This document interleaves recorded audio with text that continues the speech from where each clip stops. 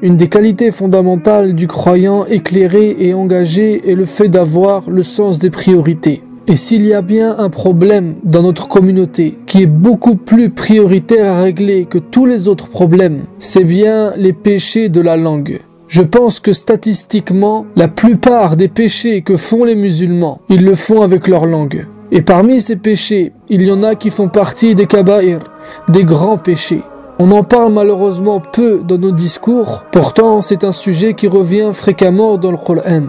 On doit donc s'arrêter là-dessus, l'aborder plus sérieusement et plus largement, en arrêtant de parler de certains problèmes qui n'en sont pas ou qui n'en sont plus, comme par exemple le fait d'adorer les tombes ou les saints. Parce que même si certains musulmans le font encore, ils restent très minoritaires, et donc notre discours sera déphasé de ce que vivent la majorité. Et pour moi, le fait de parler de choses secondaires, même si elles sont religieuses entre guillemets, au détriment d'autres qui sont prioritaires, s'apparente à un péché, ou au mieux c'est quelque chose de détestable au même titre que de dire des futilités. Le prophète alayhi salatu wassalam a été ultra pragmatique et a planté le décor sans tourner autour du pot lorsqu'il a dit « La plupart des péchés que fait le fils de Adam, il les fait avec sa langue ». À nous, à présent, de comprendre l'urgence et de se sensibiliser à ce sujet pour se réveiller. Parce que si la langue et la parole sont des bienfaits d'Allah, il faut, comme tous les autres bienfaits, en faire bon usage, les utiliser à bon escient. Allah subhanahu wa ta'ala nous a jamais interdit de parler. Au contraire, le langage a énormément de profits, et des profits immenses. C'est le meilleur moyen de communiquer, et la communication est le propre de l'être humain. Allah nous a créés ainsi, et ne nous a jamais demandé de vivre contre notre nature. Walakin, attention aux dérives. Attention au danger d'utiliser un outil à mauvais escient. Si Allah t'a permis de te servir d'un couteau, c'est pour te faciliter la vie. Ce n'est pas pour planter ton frère dans son dos. Et bien de la même manière, si Allah subhanahu wa ta'ala t'a donné une langue et t'a permis de t'en servir, c'est pour qu'elle soit une source de bien et non pour faire du mal aux autres. Et 1000 malheurs à celui qui utilise sa langue en faisant du mal aux autres, que ce soit consciemment ou inconsciemment, volontairement ou involontairement. Allah subhanahu wa ta'ala dit Ya ayyuhalladhina amanu taqullaha wa qulu qawlan sadida. Ô vous qui croyez, craignez Allah et prononcez de bonnes paroles. Le fait d'utiliser sa langue pour le bien est un fruit de la foi et il n'y a pas de piété sans cette qualité. Dire de bonnes choses ou se taire est le résultat de la taqwa. Et l'acquisition de la taqwa est un objectif fondamental du message coranique. La taqwa est le but visé par nos adorations. Allah subhanahu wa ta'ala dit par exemple, on vous a prescrit as-siyam, on vous a obligé de jeûner, comme on l'a prescrit aux gens avant vous. La'allakum tattaqun, afin que vous développez cette qualité qui est la taqwa. Et le jeûne des communautés qui nous ont précédés ne consistait pas seulement à ne pas manger, à ne pas boire, mais il consistait également à ne pas parler. Ils devaient faire un jeûne complet de la parole. Du matin au soir, il leur était interdit de parler. Pourquoi? Afin qu'ils acquièrent cette qualité qui est la taqwa. Et l'un des fruits de la taqwa, c'est « wa qulu qawlan sadida ». Utilisez votre langue de la meilleure des manières. Le jeûne est une éducation spirituelle, un des meilleurs moyens pour devenir meilleur. Mais comme l'islam est la religion du juste milieu, la religion de la souplesse et de la facilité, Allah subhanahu wa ta'ala nous a permis à nous de parler durant le jeûne. Walakin l'esprit du jeûne reste entier. Et le jeûneur doit toujours rester en alerte et doit être vigilant à parler si cela est nécessaire, utile et bienveillant. Il doit délaisser cette mauvaise habitude qui est de dépenser sa salive pour des futilités. Mais attention, notre religion n'appelle pas à l'extrémisme. Il ne faut pas croire que la piété est de se taire tout le temps, qu'être sérieux c'est l'être exagérément, ne répondre qu'avec des hochements de tête, ne pas plaisanter, etc. Non, le prophète sallallahu alayhi wa sallam n'était pas comme ça. Et pourtant c'était le plus pieux parmi nous. Il parlait comme tout le monde, mais il était exigeant avec la façon de s'exprimer. Il mettait un point d'honneur, comme le Coran le fait, sur la douceur et la délicatesse, sur le fait d'être précis et mesuré lorsque l'on parle. Il a dit par exemple dans ce hadith connu, celui qui croit en Allah et au jour dernier, qu'il dise du bien ou qu'il se taise. Quand on lui a demandé un conseil, il a dit Imsik alayka lisanak. Retiens et maîtrise ta langue. En fait, notre religion nous enseigne une foi qui est là pour nous éduquer afin de se maîtriser. Allah et son prophète nous disent si vous croyez, vous avez une responsabilité. Si tu crois en Allah, sache qu'il entend tout ce que tu dis. Si tu crois au jour du jugement, sache que tout ce que tu dis est écrit. Et même si toi tu l'as oublié, ce jour-là, tout sera décompté. On pèsera tout dans la balance. Et attention, parce que ce qui sort de ta bouche n'a pas le poids du vent, mais peuvent peser plus lourd que des montagnes dans ta balance de bonnes ou de mauvaises actions. Parce que les mots ont un pouvoir. Ils peuvent être une magnifique manière de propager le bien, de réveiller les consciences, d'enseigner, de faire comprendre, de réconforter, d'aider, etc. Mais ils peuvent également être terribles et détruire. Et Allah n'aime pas ceux qui détruisent et ceux qui font du désordre sur terre. Une des meilleures actions de notre religion est le fait de faire da'wa, d'appeler les gens à la vérité, d'appeler les gens au chemin de leur Seigneur. Et lorsqu'Allah nous explique comment faire, il nous dit bil hikma, avec sagesse. Et la sagesse est une bonne parole au bon moment. La sagesse, c'est de dire ce qu'il convient. La sagesse, c'est de dire la vérité. Et la taire s'il le faut et quand il le faut. Parce que dans certaines circonstances, toutes les vérités ne sont pas bonnes à dire. Allah ne te demande pas seulement de dire la vérité, mais de bien la dire. D'être sage dans ta manière de l'aborder. Certains disent, moi je suis franc, je dis la vérité, que ça plaise ou non. Non, c'est pas ça la franchise. Ça c'est de la bêtise. Le sage, il ne dit pas ce qu'il pense. Il pense ce qu'il dit. Et c'est ça l'effort qu'il faut faire sur notre langue. C'est qu'elle soit reliée à notre réflexion. Il ne faut pas parler plus vite que notre réflexion, au risque de dire des choses inconsidérées, au risque de casser plutôt que d'apaiser. Donc Allah nous dit appelle avec sagesse. Et ensuite il nous dit et bonne exhortation. Et ça c'est le choix des mots.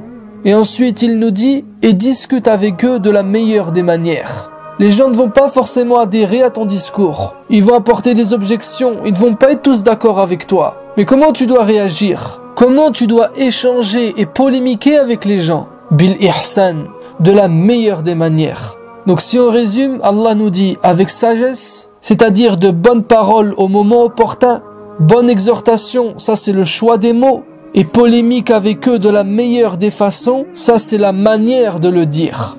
Le Coran est précis, il nous apprend à nous exprimer, à communiquer, parce que cela a une importance capitale pour l'intérêt général et les intérêts individuels. Et cela est tellement d'actualité. À une époque où les nouveaux moyens de communication ont amplifié la possibilité de se parler, aujourd'hui les paroles s'envolent dans des réseaux internationaux.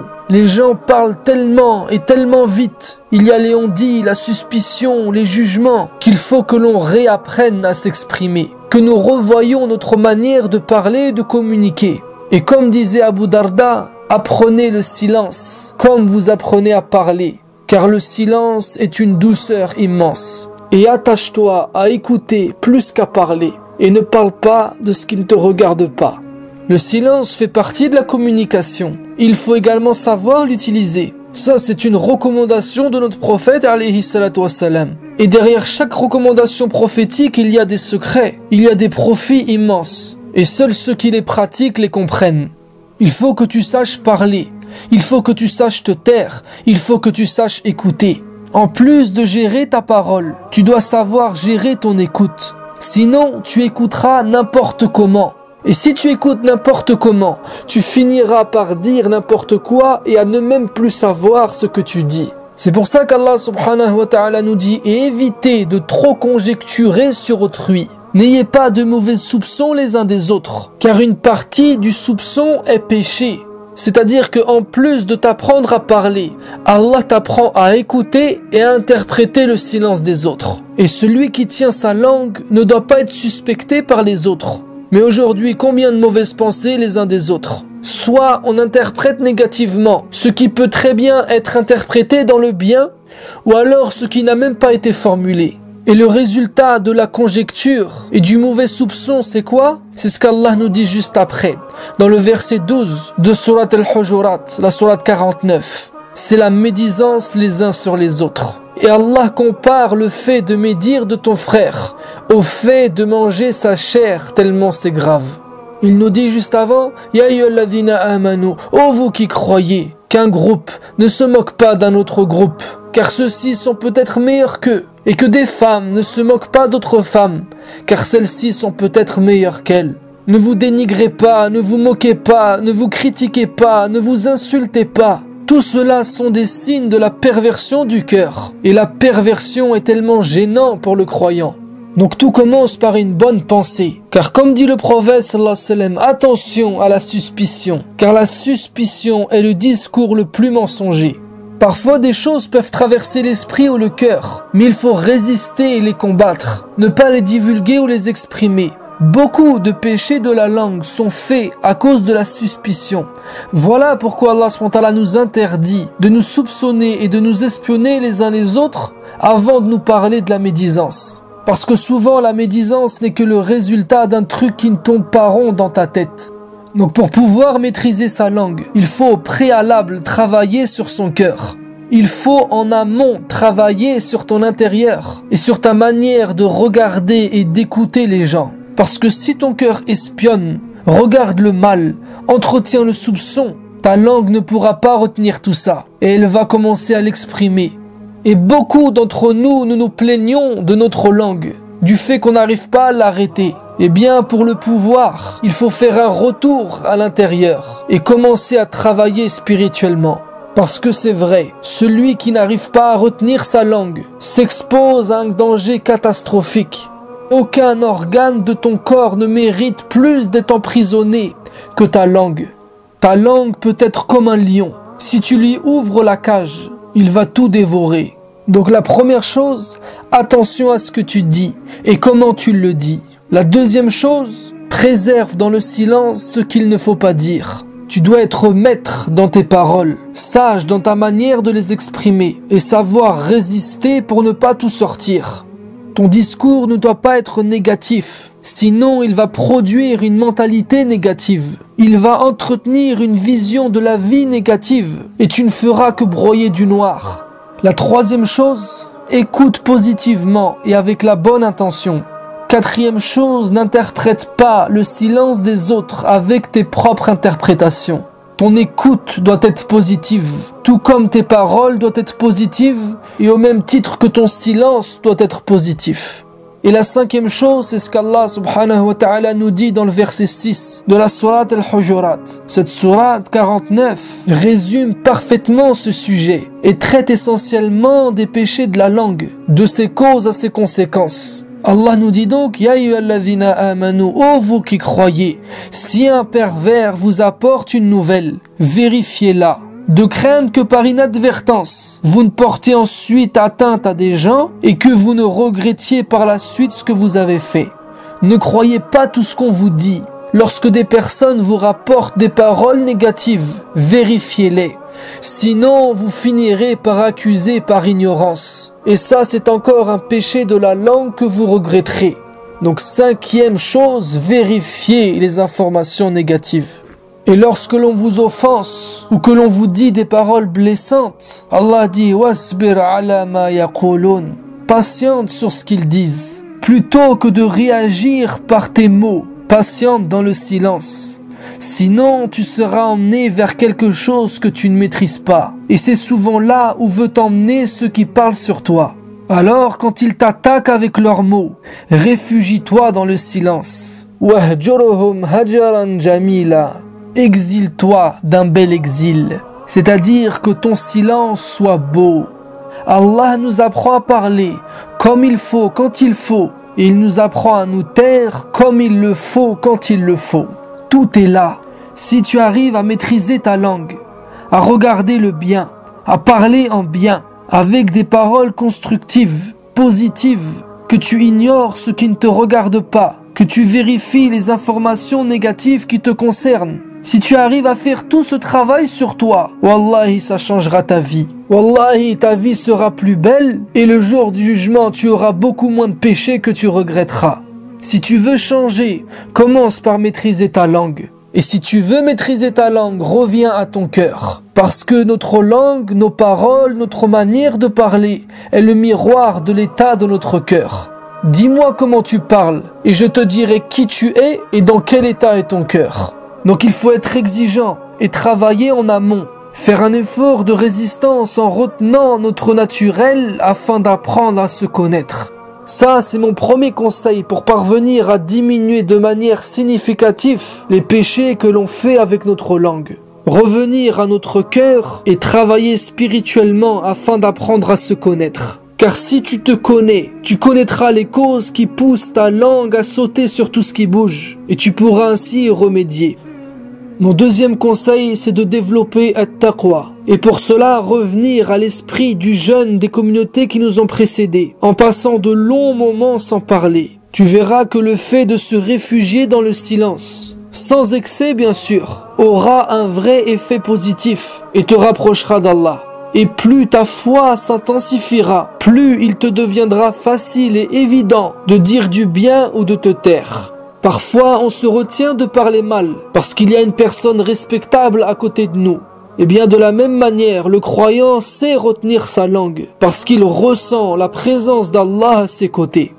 Et mon troisième et dernier conseil, c'est l'étude et la compréhension du sujet. Il faut que tu te sensibilises à travers les textes, que je n'ai pas développés ici. J'ai seulement mis en évidence certains d'entre eux. Il faut que tu les étudies et que tu les approfondisses de ton côté jusqu'à ce qu'il te semble clair et évident que ce sujet relève d'une importance capitale et que le négliger est gravissime. Car on s'en rend peut-être pas compte, mais ces péchés que l'on fait avec notre langue nous suivent au quotidien et nous les proférons du matin au soir jusqu'à ce qu'ils nous semblent maintenant devenus banals. Parmi eux et en tête de liste, la médisance. La médisance est le fait de parler derrière le dos de quelqu'un, des choses que même si elles sont vraies, lui déplairaient s'il les entendait. Pire que ça encore, il y a la calomnie. Car si la médisance se base sur une réalité qui déplaît, la calomnie se base sur des choses fausses qui blessent. Plus grave encore, il y a la namima, le commérage. Rapporter les paroles des uns aux autres pour semer la discorde. Et certains pseudo-savants ou pseudo-prédicateurs avec toute leur mise en garde sont des champions. Et attention, parce que le musulman qui tombe dans ce péché est qualifié de fasiq par Allah. C'est un pervers. Et lorsqu'un pervers vous rapporte une information, fatabayyanu, ne le croyez pas, mais vérifiez plutôt. Donc parmi les péchés de la langue, il y a aussi la diffamation, pour casser et diviser.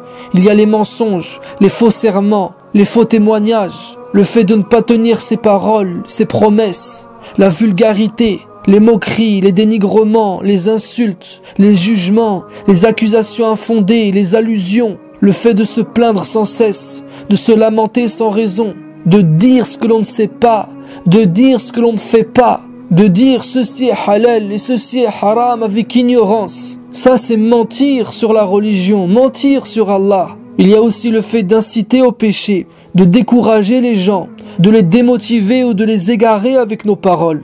En vérité, il y en a beaucoup. Et qu'Allah nous pardonne parce que je pense qu'on a tous fait au moins une fois tous ces péchés-là. Et une fois, c'est gentil. Combien de ces péchés avons-nous répétés et répétons encore? Et tous ces péchés sont mentionnés dans le Coran. C'est pour ça maintenant qu'il est grand temps de se pencher sur ce sujet et de l'étudier sérieusement. Parce que se défaire de ces péchés en parvenant à maîtriser notre langue, c'est s'assurer d'illuminer notre cœur à la lumière des Sahaba. Prenons-les donc comme exemple parce qu'ils ont considéré que résoudre ce problème était une priorité. Sur ce, je te dis à la prochaine vidéo, Inch'Allah.